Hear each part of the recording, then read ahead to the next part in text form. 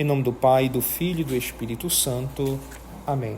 Ave Maria, cheia de graça, o Senhor é convosco.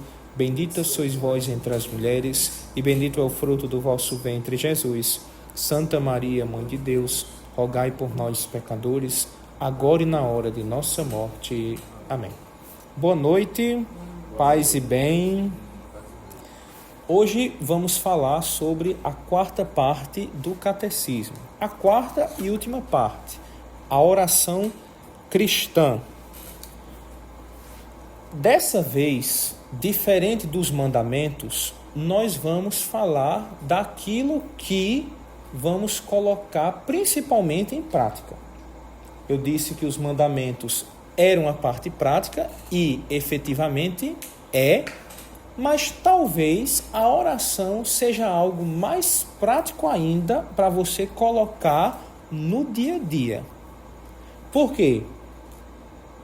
Nos mandamentos, nem todos os dias você é exposto a uma situação que você deve obedecer os mandamentos. Por exemplo, nem todo dia você dá um murro em uma pessoa. Você tem a oportunidade de furtar alguém. Mas todo dia você tem a necessidade de rezar. Aqui é uma coisa mais prática ainda do que os mandamentos. Você, depois de passar todo esse período de catequese, aprendendo o credo, parte por parte, os sacramentos, os mandamentos, vai coroar isso tudo com a vida de oração. Você só vai ter forças de acreditar, de viver, de proclamar sua fé, se você rezar. E eu coloco isso porque hoje em dia nós temos muitos cristãos, muitos católicos que são, em outras palavras, ateus praticantes. Eles vivem com o nome de Deus somente na instituição, na igreja, e não no coração, não na prática. Eles não rezam. Inclusive, padres que também não rezam. Frades que também não rezam. Hoje parece ser uma coisa muito estranha quando você, terminando a missa, vê um padre fazendo ação de graças. Ou seja, um sacerdote rezando, agradecendo por aquela missa, como é previsto no missal. Você fazer uma oração de ação de graças depois da missa. Parece ser algo de outro mundo. Ver um padre rezando, ver um frade rezando, ver uma freira rezando. Nós estamos tanto no ativismo que vamos deixando de lado a oração. Se tem uma história que um advogado do demônio, do diabo, que era assim chamado aquelas pessoas que colocavam questões nas causas dos santos para que eles não fossem canonizados tão facilmente. Uma pessoa dessa, quando foram elogiar Dom Bosco, se não foi com ele essa história, alguém me corrija se depois saber. Quando foram elogiar Dom Bosco pelo trabalho com as pessoas, porque Dom Bosco passava o tempo inteiro com os jovens, com o povo nas ruas, ele colocou logo, ele fazia tudo isso, mas que horas ele rezava? Se ele estava o dia inteiro na rua, que horas ele rezava? Nós vemos um exemplo de como oração e ação devem estar juntas na Madre Teresa de Calcutá. Ela, uma vez, estava com uma demanda muito grande de pessoas para serem atendidas, os pobres. E ela estava na capela adorando o Santíssimo. Ela sempre fazia 1 hora por dia. E depois, já estava uma afluência muito grande de pessoas chegando, outra irmã foi chamá-la, dizendo: Madre, nós temos que encurtar esse tempo de oração, porque o povo está esperando, está com fome, nós precisamos servi-los. E ela respondeu: pelo contrário, então nós temos que adorar mais para termos essa força de atender o povo. É difícil? É. Você manter uma vida de oração é difícil, é exigente. Por isso que antes de entrar já nos pontos, nos números do catecismo, eu vou dizer a vocês que não fantasie muito. Você pensar que vai começar rezando, ter uma vida de oração e daqui a pouco já vai estar vendo Jesus falando, Nossa Senhora carregando você nos braços ou dando o menino Jesus para você segurar, como a Santo Antônio, a São Félix. Não é assim. É pé no chão. E acontece no clero também, acontece porque nós mesmos, eu passo por isso. Você imagine alguém que passa o dia inteiro na luta de atender o povo, de dar bênção, de estudos, e ainda mais à noite, outros serviços. Que horas uma pessoa dessa consegue descansar a mente para rezar? Claro, se você for procurar tempo, nunca vai ter. Você tem que encaixar como uma prioridade. Se você disser, se sobrar tempo eu rezo, já esqueça que não vai sobrar. Você tem que encaixar. Mas eu digo isso para ilustrar o seguinte: um padre passa a manhã inteira confessando, às vezes a tarde inteira confessando, depois missa, à noite ele está destruído, de escutar tantos pecados, só coisa ruim, que na confissão ninguém vai dizer coisa boa. Coisas ruins, pecados. À noite ele chega na sua cama, deita, acabado, destruído. Que horas um sacerdote desse pode rezar? Por isso que os santos vão dando métodos de você rezar enquanto trabalha. Por exemplo, Padre Pio confessava rezando o rosário. Mas existe assim algo predefinido assim de tempo para rezar? Ou... Depende. Para cada um, todos devem escolher o seu tempo de rezar. Mas tem momentos fixos no dia que a oração deve ser feita, como o acordar, entende? Quando nós tivemos aquela formação do batismo. Um tempo definido, eu tenho que rezar meia hora. Não, a não ser que você coloque. Agora, para os padres e para religiosos, a igreja tem a oração das horas, que são orações que estão realmente impostas, porque é da obrigação dos padres e dos religiosos. Entende? Uhum. Só que, claro, tem um documento da Santa Sé que diz que se um padre celebrar e confessar muito durante o dia, ele está livre dessa obrigação de rezar o ofício. Mas isso são exceções que vão se concedendo. No mesmo documento diz que não é justificável deixar a oração para um lazer. Por exemplo, um padre vai passar o dia numa piscina e lá ele não vai rezar. O documento diz que isso não é justificável. O justificável é um padre cansado pelo trabalho pastoral não conseguir rezar todas as horas canônicas. Isso é um documento que foi emitido para responder à obrigatoriedade do ofício divino. O leigo tem a obrigação de rezar em alguns momentos específicos, porque é da sua própria natureza fazer isso. Se você é católico, cristão, reconhece que Deus é seu Criador, quando você se acorda, pelo menos dá um bom dia a Deus, porque você não morreu à noite. Isso é algo que não precisa nem ninguém dizer. Se você parar um pouquinho para pensar, você vai dizer, é meio óbvio. Se eu sou filho de Deus, eu não me pertenço. E se eu estou aqui, Ele está me conservando vivo e preciso agradecê-lo. É um direito, é a virtude da justiça para com Deus, que nós chamamos de religião. Certo? Mas isso é só um pano de fundo para ilustrar o que eu vou falar para vocês. Porque às vezes, quando nós escutamos vida de oração, nós temos uma imagem que é tão fácil. Nós escutamos alguns pregadores dizer: é preciso rezar sem cessar, é preciso rezar o rosário todo dia, é preciso ler a Bíblia todo dia. É preciso sim. Mas quando nós escutamos só isso, parece que é tão simples, não é? Você todo dia rezar o texto, todo dia ler a Bíblia, todo dia agradecer a Deus.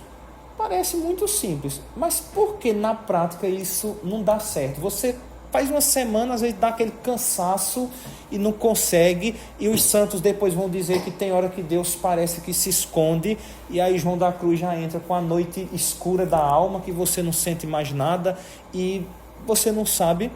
Olha, a vida de oração é tão complexa de você entender, a vida interior, que tem livros muito mais grossos do que esse catecismo, só sobre a vida interior com Deus, explicando secura, explicando tentações, a ação do demônio, tudo isso. É uma ciência difícil de se falar. Por isso que eu trouxe como apoio essa apostila do Centro Tomista, onde ele coloca algumas noções de onde se situa essa teologia que nós vamos entrar no catecismo. Porque o catecismo diz que a oração é um impulso do coração. Isso é ele pegando as palavras de Santa Teresinha do Menino Jesus. É um simples olhar lançado ao céu, um grito de reconhecimento e amor no meio da provação ou no meio da alegria. A nossa doutora está falando isso. E ademais, São João Damasceno, na exposição da fé, logo embaixo, no número 2559, fala que a oração é a elevação da alma a Deus ou o pedido a Deus dos bens convenientes. De onde falamos nós ao rezar? Continua o catecismo. Das alturas de nosso orgulho e vontade própria ou das profundezas de um coração humilde e contrito? Isso é uma pergunta. Quando você reza, de onde vem esse grito? Do seu orgulho ou da sua humildade?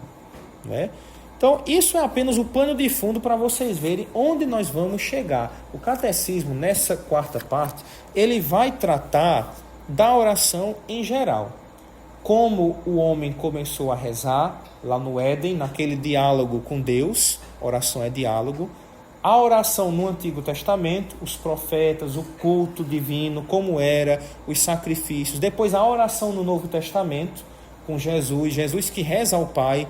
Quando nós vimos a cristologia no credo, nós vimos que Jesus rezava. Jesus que não precisava, também rezava, se submetia para nos dar o exemplo e para mostrar sua filiação divina. A oração no meio dos apóstolos, no tempo da igreja, o catecismo, nesses números todos, vai fazendo um percurso do que é oração, depois vai entrando em vida de oração, lugares favoráveis à oração e termina explicando o Pai Nosso parte por parte. Igual o credo. O credo nós dividimos em 12 artigos, não é isso? O Pai Nosso ele se divide em 7. E cada passagem, cada explicação, os santos comentam, a igreja dá sua interpretação. É um texto muito belíssimo, pena que não vai dar para nós passarmos por todos os pontos, mas eu deixo como recomendação o comentário de Santo Tomás ao Pai Nosso, onde ele explica cada passagem do Pai Nosso, como por exemplo, quando nós pedimos o pão nosso de cada dia nos dai hoje. Que pão é esse que nós queremos? É o pão físico somente? É o pão espiritual? Por que dai-nos hoje? Porque nós não pedimos já para a semana inteira. Então, tudo isso tem explicação no Pai Nosso.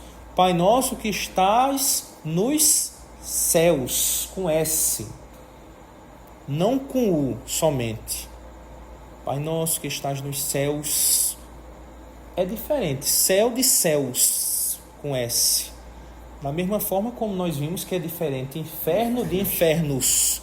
Infernos é a mansão dos mortos, inferno é a danação eterna, onde está o demônio, os condenados. Da mesma maneira, os céus, Santo Agostinho, salvo engano, interpreta como as próprias legiões dos anjos. Ele chama os anjos de os céus. Tem toda a explicação. E céu é céu mesmo, etéreo, o céu azul que nós vemos, ou o espaço, céus com S, pode ser Deus também. Isso tudo é pano de fundo, tá bom? Nós vamos entrar praticamente no tema agora, no caminho que eu vou conduzir vocês para entender essa quarta parte do catecismo. Isso é somente o itinerário que ele segue e os temas que ele trata, tá bom? Mas o nosso caminho vai ser um pouco diferente.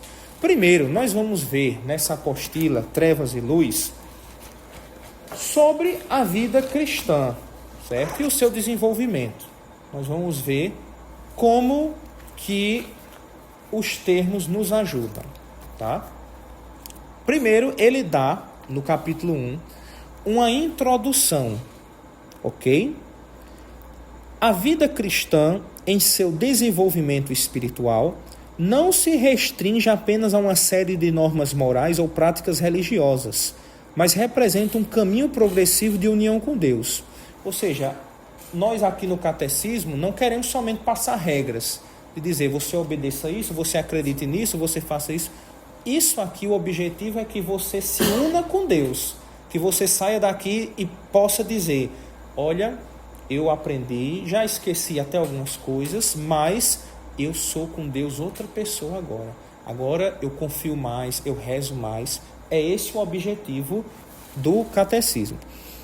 Esse caminho, tradicionalmente dividido entre ascética e mística, corresponde ao dinamismo da graça operando na alma humana e conduzindo-a à perfeição. Ou seja, a tradição cristã pegou também de outros locais, essas duas palavrinhas, ascética e mística, para explicar esse seu caminho com Deus, esse crescimento da graça. Lembra, quando você se batizou, você recebeu a graça de Deus na sua vida.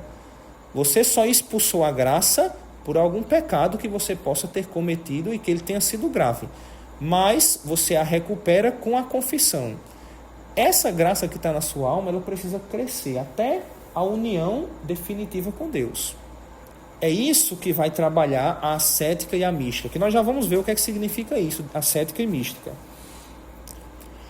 A teologia espiritual, ao estudar essa progressão, fornece os princípios e orientações necessários para que o cristão compreenda os desafios e etapas desse itinerário de santificação. Quem vai tratar desse tema de você crescer na graça é a chamada teologia espiritual. E o que é isso, Frei? É diferente da teologia. Teologia é o nome dado à investigação, ao conhecimento de Deus. Mas ela tem ramos. Então tem a teologia moral, que são os mandamentos, tem a teologia dogmática, que é o credo, a teologia sacramental. A teologia espiritual, ela é uma filha da teologia moral, que é a teologia ascética e mística, essa que nós estamos falando aqui. Então, o vocabulário. Quando eu digo a vocês que vocês vão precisar ter uma vida cristã, é a mesma coisa de eu dizer vida de oração, que é a participação da graça de Cristo, cabeça, cuja humanidade a possui em plenitude. Então, quando eu digo a vocês, vocês devem manter uma vida de oração, eu estou dizendo, em outras palavras, vocês devem manter a graça de Cristo com vocês. Lá embaixo, ascética. Do grego, não sei pronunciar, honrar, adaptar trabalhando, aprender uma arte com o exercício. Em particular, o exercício atlético. É um termo grego que tem esse significado de exercício, ascética. Em linguagem cristã, significa o esforço que a pessoa faz para dominar suas paixões e adquirir uma virtude. Representa a primeira fase da vida cristã, a via purgativa ou dos principiantes. Então, o que é que nós podemos considerar aí? O que é ascética? Tudo aquilo que envolve a sua purificação pessoal. Estou fazendo a penitência da quaresma. Isso é ascética. Estou evitando um pecado. Isso é ascética.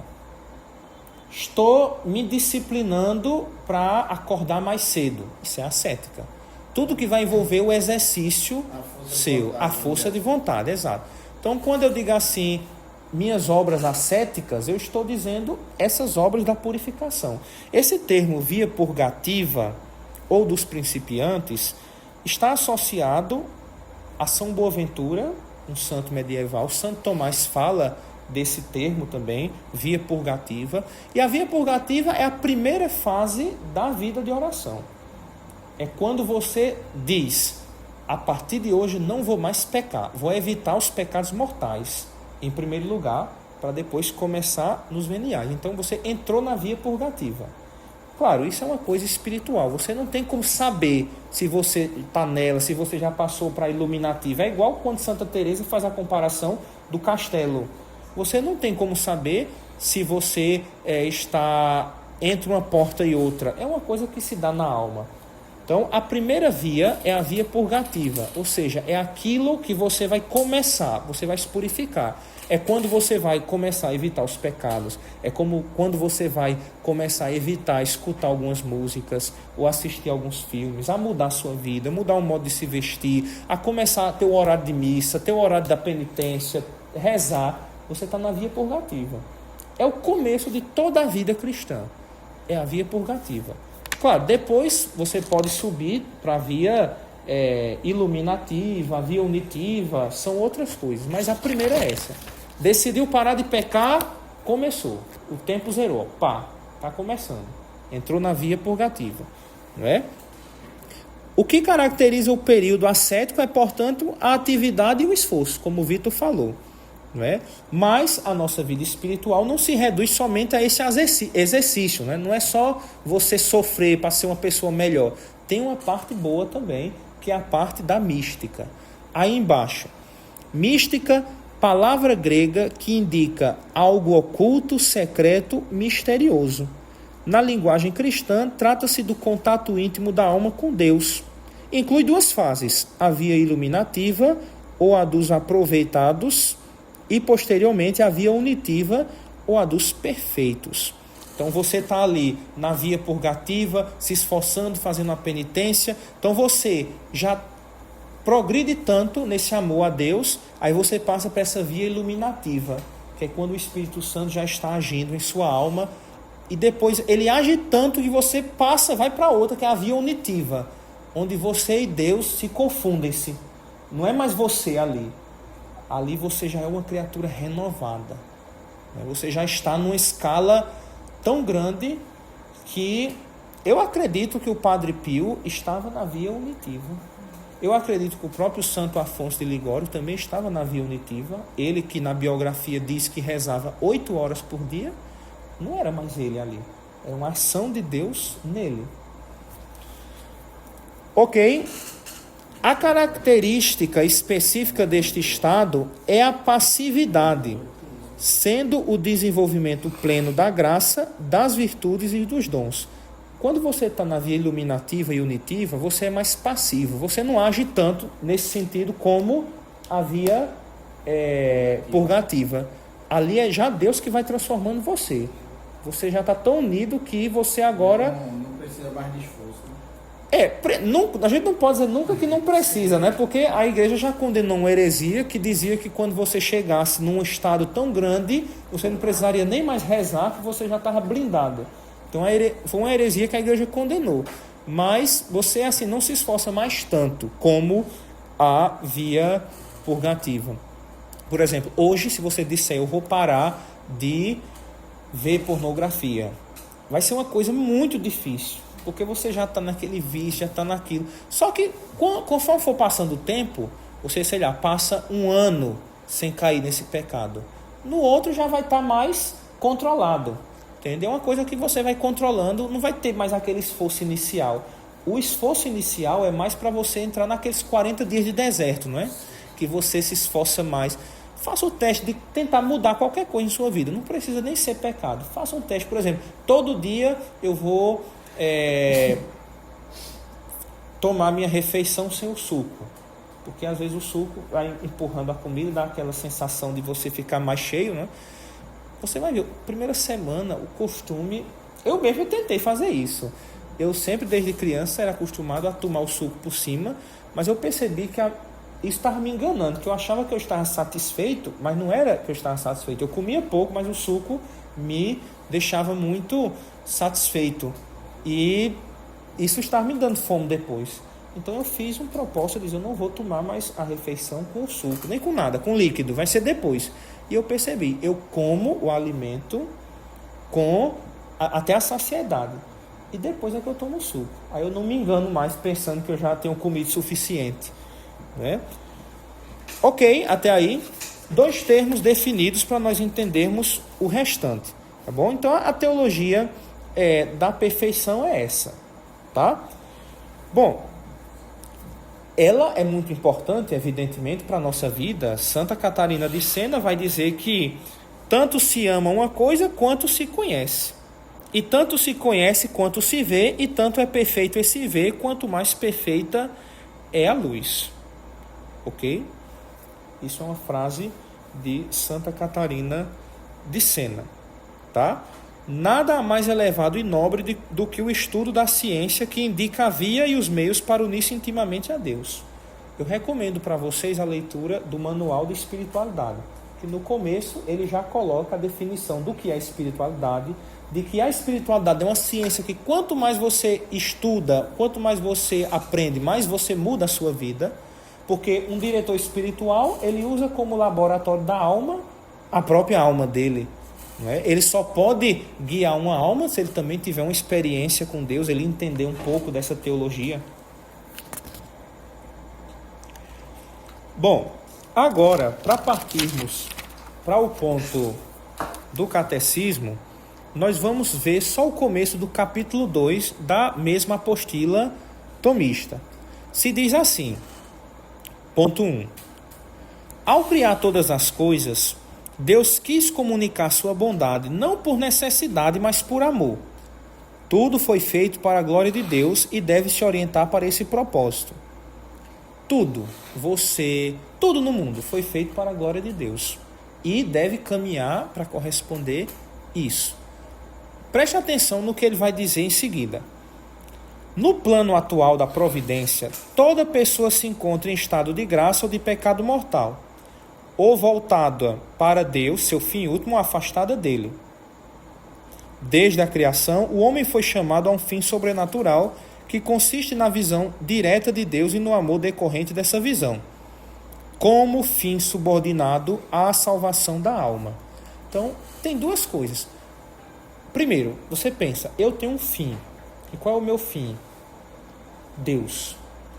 Você, nessa vida, pode estar perto do fim, ou seja, perto de Deus, ou longe do seu fim, em prazeres, coisas do mundo, mas você tem um fim. E isso se relaciona com a graça ou o pecado. Só existem 2 tipos de pessoas no mundo, os que estão na graça e os que estão no pecado. Só. É como o venerável Fulton Sheen fala, existem os filhos de Deus, aqueles que foram batizados, que estão na graça, e os não batizados. Não tem um intermediário entre isso. Então, a vida de oração começa aí. Você preservar a graça na sua alma para poder chegar a esse fim, que é Deus. Quem quiser ler o resto da apostila, ela é muito interessante, porque vai falar das purificações passivas, das purificações ativas, para você entender o que é isso, como é que Deus te purifica, como é que você percebe que Ele já está fazendo essa missão. Nós temos aqui também sobre tentações, sobre obsessão, sobre possessão, sobre os pecados, sobre conselhos para uma oração mais verdadeira, mais fiel. Não dá para ler tudo. Eu ainda prometo, espero cumprir, fazer no canal uma série só sobre vida de oração e só sobre via purgativa. Porque geralmente a gente pensa muito alto. A gente quer chegar na via unitiva, mas não sabe os caminhos da purgativa. Então eu pretendo no canal um dia tratar só dessa parte chatinha da vida de oração. Como é que você deixa pecados que parece que está difícil de deixar? Como é que você faz uma oração boa? Como lidar com as securas? Isso eu vou tentar fazer um mini curso só sobre vida de oração, para que quem quiser começar, pelo menos tenha um norte, né? Se você já está com a vida de oração alavancada, já está falando com Jesus diretamente, como nós aqui, beleza. O curso não é para isso. O curso é para os Zé Manés feito eu, que não sabe ainda rezar, tá bom? Que tem dificuldade, que quer fazer um caminho de purificação contínuo.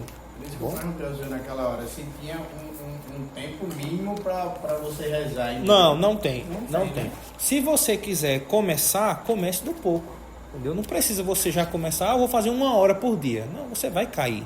Seja sincero com você. Você não tem costume. Faça 5 minutos, faça 10. Depois você aumenta. Entende? É uma progressão. Tá? Mas na próxima aula nós vamos ver isso na prática. Aqui é só a teoria da vida de oração. Na outra eu vou ensinar vocês mesmo a rezar. Tá bom? Eu vou ensinar como é que dá certo o negócio. Tá bom? Isso é só apenas a teoria de como funciona na alma, né? A graça, o pecado. E vocês também já viram quando foram ter a formação de confissão, de comunhão, essa questão da graça, graça habitual, graça atual. Agora, para falar de oração, eu escolhi o Catecismo de São Pio X, que é em perguntas e respostas. Ele resume melhor aquilo que eu quero passar para vocês, tá bom? Então, nós já vimos a definição de oração do Catecismo, que foi baseado em Santa Teresinha do Menino Jesus, ok? Para o Catecismo de São Pio X, eu quero que vocês prestem atenção em algumas perguntas que ele coloca sobre a oração no geral, ok? Primeira pergunta, que é o número 260. Por que devemos pedir a Deus as graças em nome de Jesus Cristo? Porque, sendo Ele o nosso mediador, só por meio dele podemos aproximar-nos do trono de Deus. Lembra que a igreja sempre termina? Por nosso Senhor Jesus Cristo, vosso Filho, que é Deus. A igreja sempre reza em nome de Jesus. Você também é convidado a rezar, pedir por Jesus. 261. Se a oração tem tanta eficácia, como é que tantas vezes não são atendidas nossas orações? Muitas vezes as nossas orações não são atendidas ou porque pedimos coisas que não convêm à nossa eterna salvação, ou porque não pedimos como deveríamos. Quais são as coisas que principalmente devemos pedir a Deus? Devemos principalmente pedir a Deus a sua glória, a nossa salvação e os meios para consegui-la. 3 coisas que ele diz. As principais coisas que devemos pedir a Deus.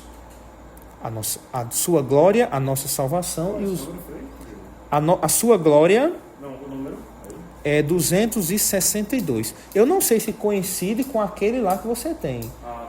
Mas esse daqui é o terceiro catecismo da doutrina cristã, que foi colocado o nome de Pio X, mas a versão pronta é aquela, né? Essa ainda é uma versão inacabada do mesmo catecismo. A glória, a salvação. Isso, a glória de Deus, a nossa salvação e os meios para consegui-la. Não é também lícito pedir bens temporais? Sim.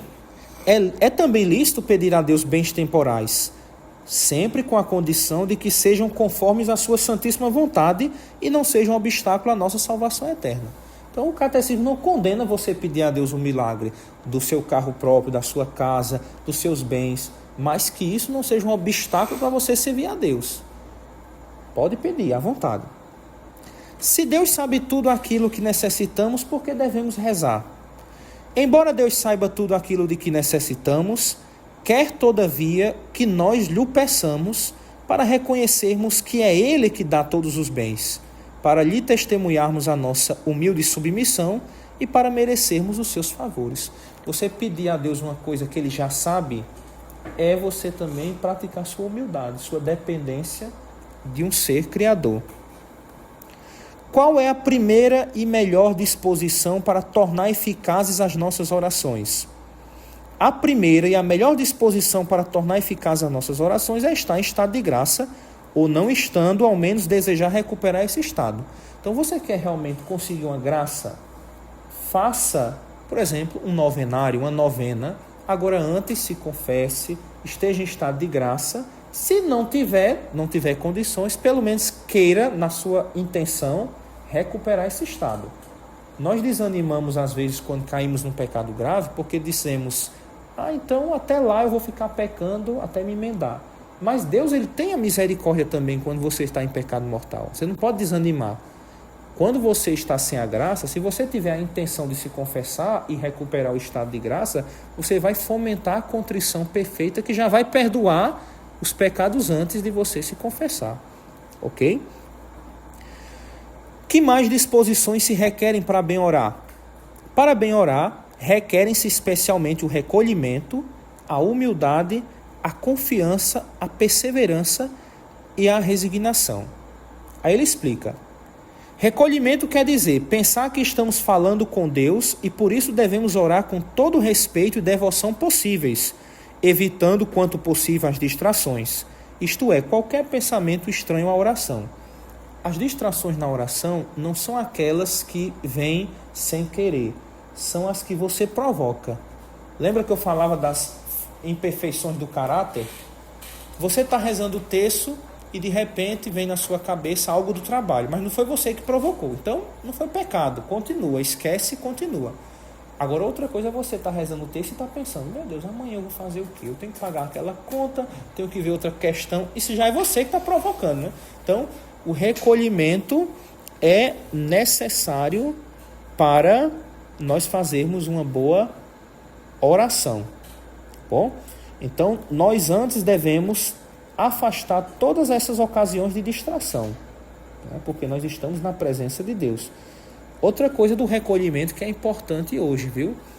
Quando nós formos falar com Deus, pensar também que nós estamos apresentando a um rei, não é somente ao nosso Pai, mas ao nosso Rei e Senhor. Por que eu digo isso? Porque tem gente que sempre tem aquelas perguntas polêmicas. Frei, eu posso rezar tomando banho? Frei, eu posso rezar deitado? Não tem? Sempre tem gente que pergunta isso. O que é que a igreja diz? Eu posso rezar deitado? Eu posso rezar sem camisa? E aí? Entendeu? A resposta para isso é muito simples. Você não vai fazer do seu momento formal de oração uma coisa dessa. Então, por exemplo, se você todo dia disser que vai rezar o texto, mas vai rezar deitado, você vai dormir. Entendeu? Então, Todo dia deitado no sofá. todo dia deitado. Todo dia Ela- no sofá ali, ó. Essa texto vai dar Não, já tem o costume, né? Então, você não faz isso o seu momento formal de oração. Você tem o seu momento formal, né, de oração, diante de um oratório que a igreja recomenda que você coloque a cruz, né? Então, você faz seu momento formal e nos momentos informais nada impede de você rezar a Deus, entendeu? Não se conta uma história de Santa Teresa de Jesus que ela estava no banheiro fazendo as suas necessidades e ela rezou, entendeu? Ela rezou. E ela rezando, e o diabo aparece e pergunta, até aqui, Teresa? Entendeu? Agora ela não fazia isso, a rotina dela, né? Então pode ter casos como esse de uma pessoa já ter o costume de rezar deitada e conseguir terminar, né? Conseguir fazer a sua oração, mas também... É errado não, filho. Eu só rezo deitando também, antes de dormir. Eu tô lá deitado. Por isso que eu tô perguntando. Mas você consegue fazer sua oração Consigo, completa? antes de dormir, consigo. Por isso que eu perguntei também se tem algum tempo. Porque assim, é Acho que bem tu tá perguntando simplesinho. mais pela questão da reverência, né? Do respeito, não é isso? É. Não de não conseguir Isso, rezar. exatamente. Pronto, como eu estou dizendo, você tem que ver essa situação, a circunstância, entendeu? Porque tem casos e casos. Isso aqui é muito particular você entrar na vida de cada um.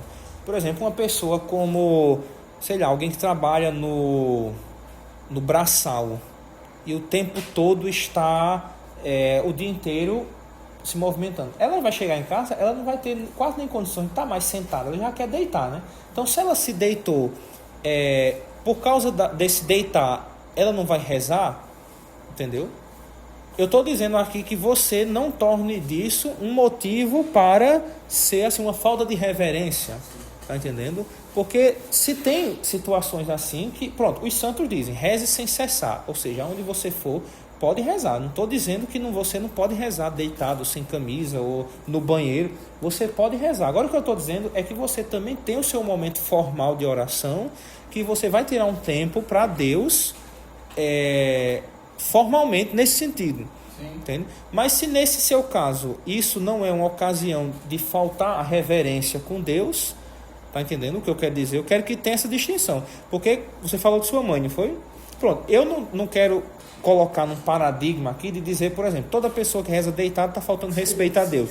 Não é isso. Senão até minha mãe eu vou estar dizendo isso com ela, porque ela também reza deitado. Agora a mãe, ela reza para dormir mesmo. Porque ela já faz para relaxar, para dormir.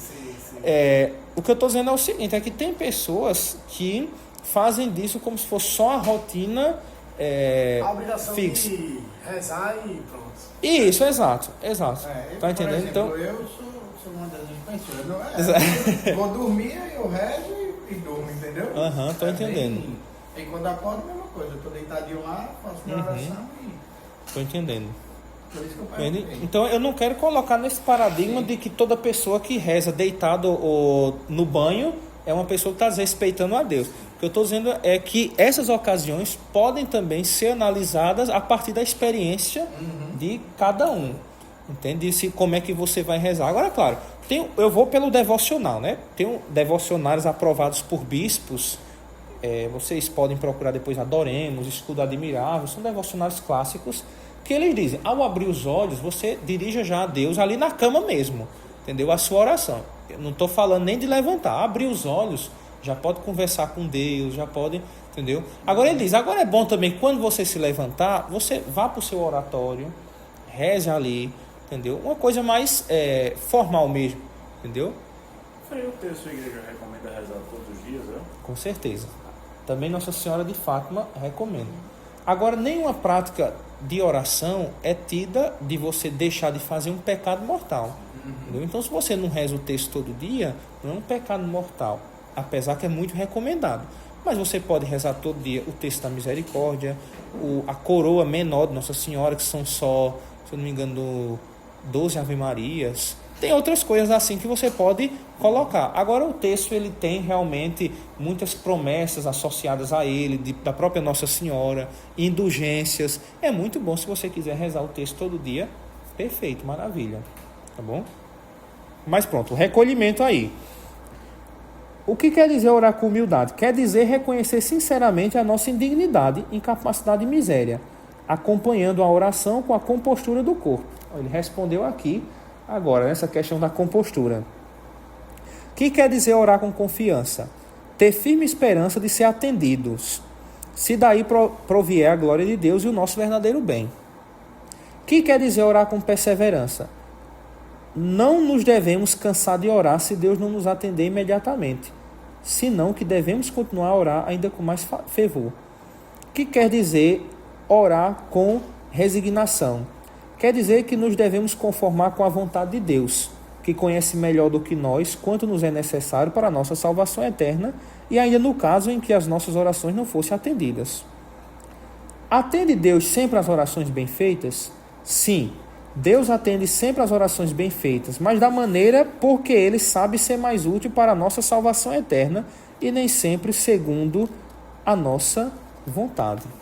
Tá bom? Então Ele sempre atende uma oração nesses parâmetros, mas talvez não da forma que nós estamos pensando. Hoje eu estava lendo, eu estou lendo Confissões de Santo Agostinho, aí tem uma parte que ele está indo para Roma, né? Aí Santa Mônica, que é a mãe dele, reza a Deus para que ele não vá. Aí ele dá um drible nela, pega um navio com um amigo e vai-se embora para Roma. Ele morava em Cartago, né, que fica ali onde é a Argélia, hoje no norte da África. Aí é interessante que tem um trecho que ele estava ali no meio de uma doutrina chamada doutrina maniqueísta, não é isso, Frei? É uma doutrina meio herege ali, que ficou ali pelo século IV. 2 deuses, um bem, um mal. Aí Santa Mônica rezava fervorosamente para que ele se convertesse ao catolicismo. E quando ele foi para Roma, ela ficou preocupada. Ele disse, ali ele vai se perder. Aí Santo Agostinho diz no livro o seguinte, diz, olha, quando minha mãe orou para que Deus me impedisse de ir a Roma, ela não sabia que aquilo era o início da conversão dele, da realização da oração do período principal dela. Aí entra isso, né? Uma oração bem atendida, uma oração bem feita é sempre atendida. É sempre bem sempre atendida. ouvida, né? Uma oração bem atendida. Isso mesmo. O número 2691 do Catecismo fala dos lugares favoráveis à oração. Em primeiro lugar, a igreja, a casa de Deus. Mas a escolha de um lugar favorável é importante para a verdade da oração. Então, para a oração pessoal, pode ser um recanto de oração como as Sagradas Escrituras e imagens sagradas. Para isso está em segredo diante de nosso Pai. Numa família cristã, aliás, essa espécie de pequeno oratório favorece a oração em comum. Então, você vai fazer uma casa, pensa logo já onde é que vai ficar o oratório da família. Porque família que reza unida, permanece unida, como diz aquela clássica frase. Nas regiões onde existem mosteiros, a vocação dessas comunidades é favorecer a partilha da oração das horas com os fiéis e permitir a solidão necessária a uma oração pessoal mais intensa.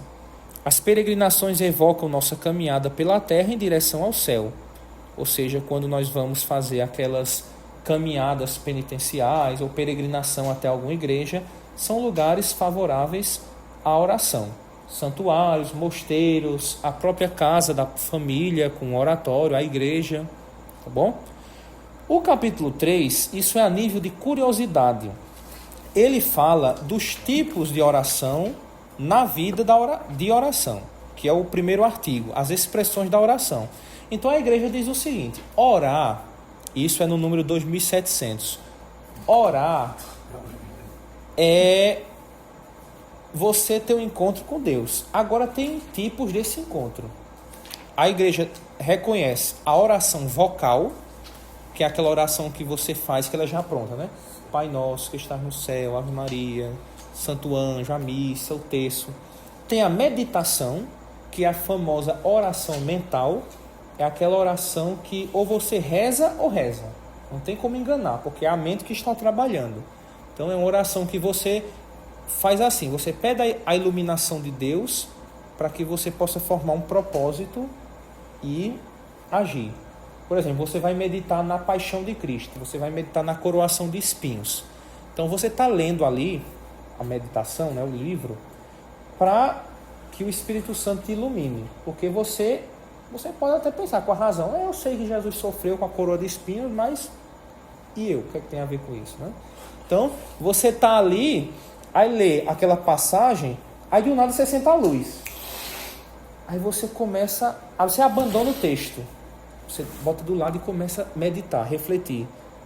Nossa, meu Deus, eu sempre li essa passagem de João, da coroa de espinhos, e só agora que eu estou relacionando que a coroa que furou a cabeça de Jesus tem um significado de reparação de meus pensamentos, porque meus pensamentos vêm da cabeça. Jesus, naquele momento, estava sofrendo para reparar esses pensamentos ruins que eu tenho.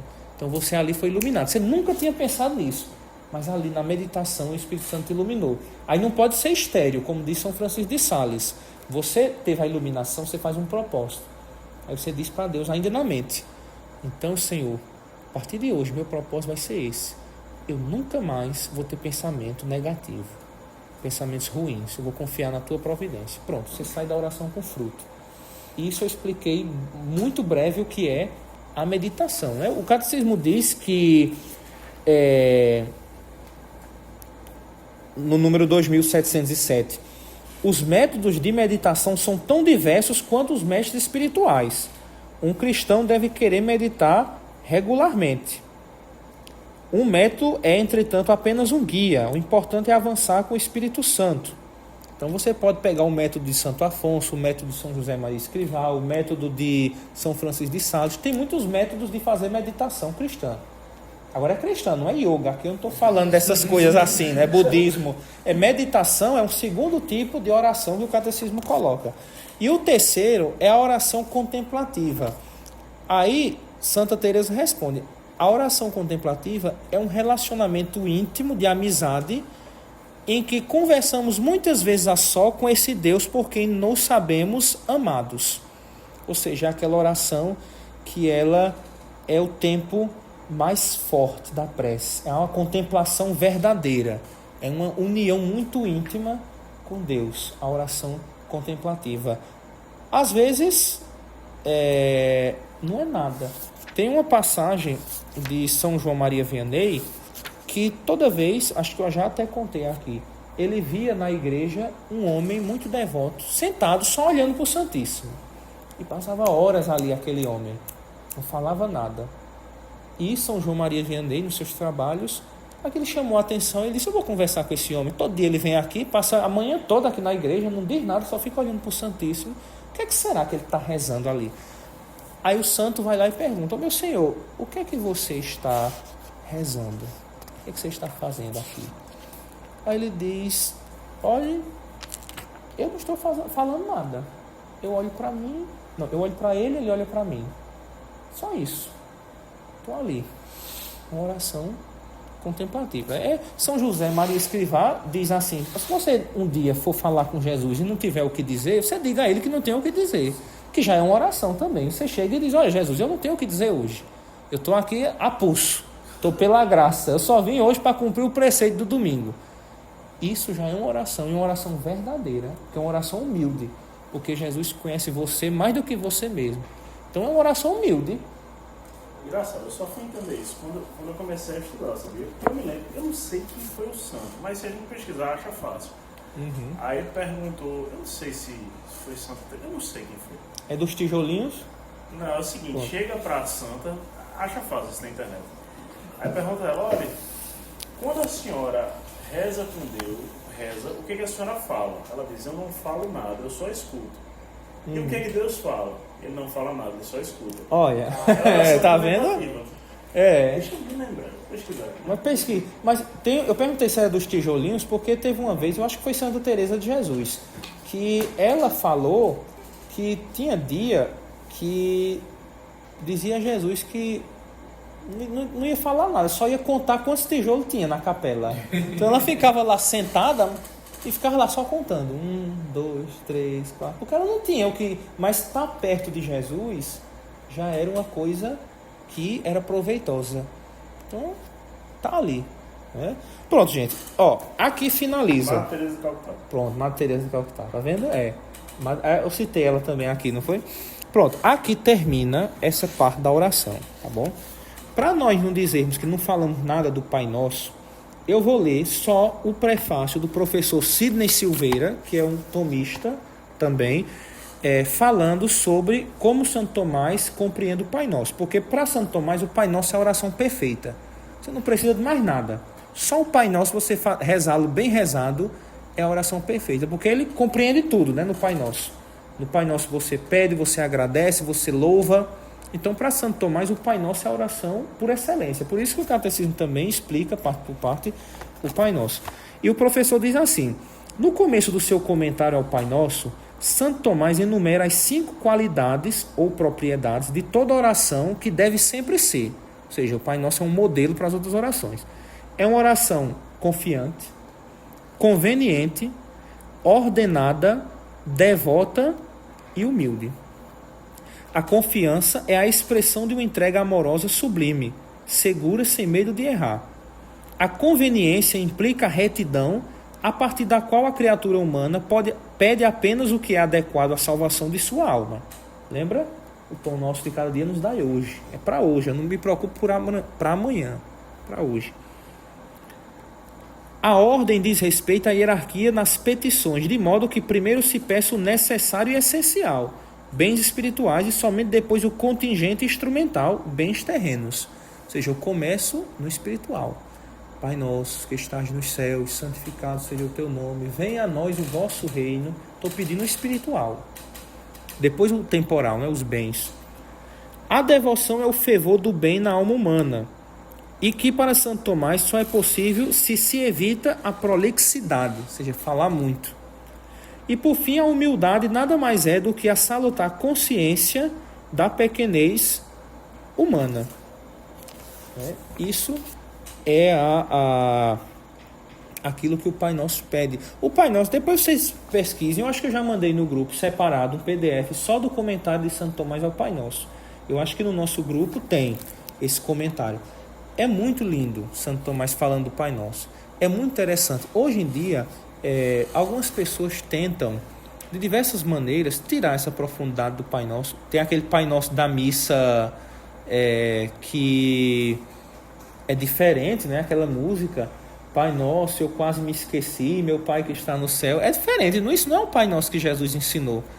Que se canta, meu Pai do céu, eu quase me esqueci, que o teu amor vela por mim.